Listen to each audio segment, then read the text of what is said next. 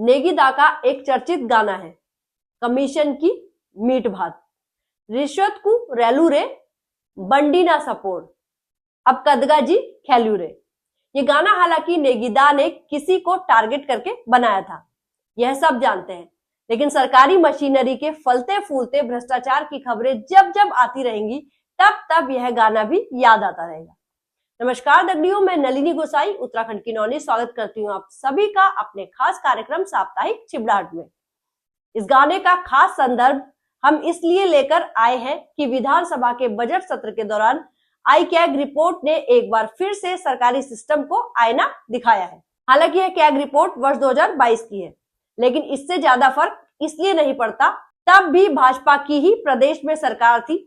CAG की report में श्रम विभाग के अधीन वाले उत्तराखंड भवन एवं श्रम सन्निर्माण कर्मकार कल्याण बोर्ड की भारी अनियमितताओं की पोल पट्टी खुली है।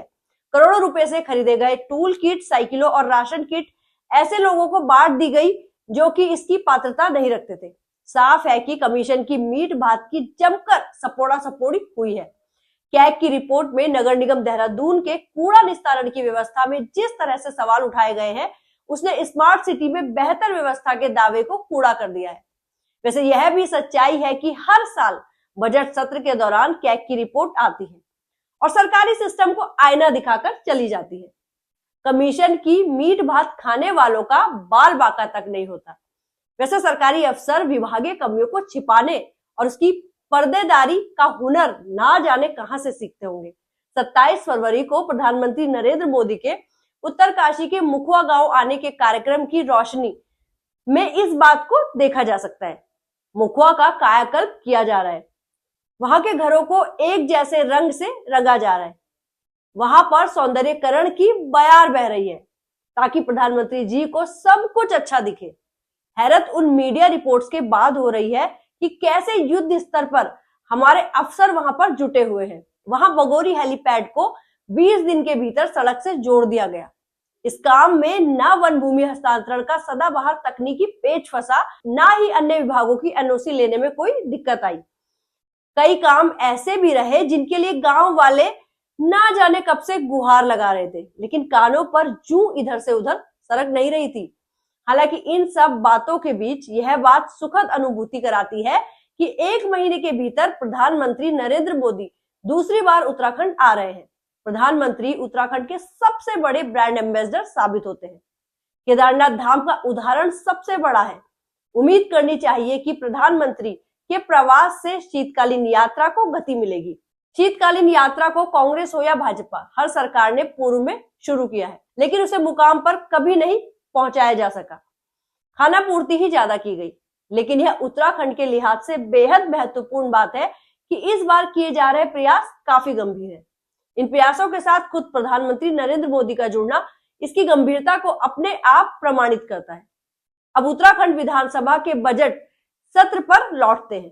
रजत जयंती वर्ष में सबसे बड़े आकार वाला बजट धामी सरकार लेकर आई है। 1 लाख करोड़ रुपए से ज्यादा का आय व्यय का बजट सामने आया है।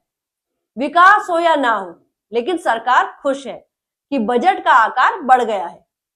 रजत जयंती वर्ष में यह तो बड़ी उपलब्धि है कि बजट का आकार बढ़ गया है।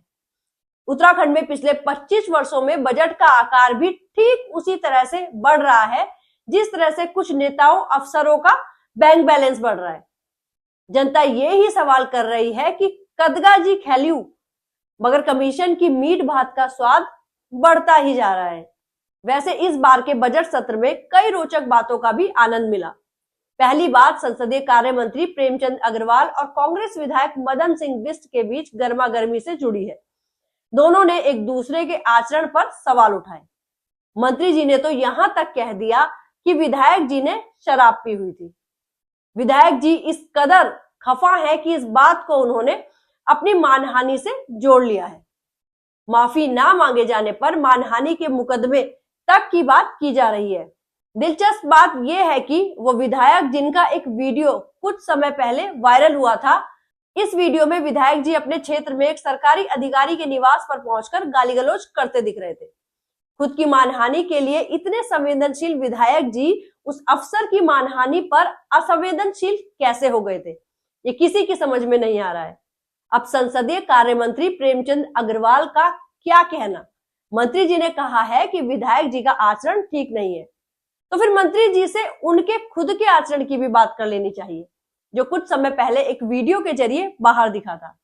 अपने समर्थकों के साथ सड़क पर मंत्री जी को एक व्यक्ति पर लात घूंसे बरसाते सभी ने देखा था। विधायक जी का आचरण खराब है, तो क्या मंत्री जी का आचरण सही है? सवाल उसी तरह से वायरल है जिस तरह से मंत्री जी का वीडियो वायरल हुआ था। बजट सत्र में ही एक बात और रोचक रही, कमीशन की मीट भात की जहां हम चर्चा कर रहे हैं, वहीं भाजपा विधायक और पूर्व मंत्री बिशन सिंह चुफाल का एक बयान सुर्खियों में है। इस बयान का लोग उसी तरह से आनंद ले रहे हैं जैसे सर्दियों में अदरक की चाय की चुस्कियों का लेते हैं। चुफाल जी कह रहे हैं कि कई पूर्व विधायकों को तो बीड़ी भी मांगकर पीनी पड़ती है, उनके पास पैसे नहीं होते। पूर्व विधायकों की पेंशन में इजाफा किए जाने पर चुफाल जी की प्रतिक्रिया चाही गई थी। अब चुफाल जी इस कदर दर्दीला बयान दे देंगे, किसी ने सोचा नहीं था। इस बजट सत्र में अपने वायदे के मुताबिक धामी सरकार भू कानून लेकर सामने आई है। इस कानून के सख्त या मुलायम होने पर बहस का नया दौर चल निकला है। देखना यह है कि बड़े आकार वाले बजट या फिर भू कानून से प्रदेश के विकास के जो दावे हैं, उनकी जमीनी हकीकत क्या रहती है, खास तौर पर तब जबकि सरकारी सिस्टम के भ्रष्टाचार की अंतहीन दास्तां जारी है। उत्तराखंड ये ही उम्मीद कर सकता है कि सभी लोग ईमानदार प्रयास कर इस राज्य को खुशहाल बनाएंगे। बाकी आप उत्तराखंड वासी हमें कमेंट के माध्यम से भी अपनी उम्मीदों से रूबरू करवा सकते हैं। यदि बात सटीक लगी हो तो वीडियो को शेयर अवश्य कीजिएगा। बाकी मिलते हैं अगले हफ्ते साप्ताहिक छिबड़ाहट के साथ। तब तक अपना और अपनों का ख्याल रखिएगा। धन्यवाद।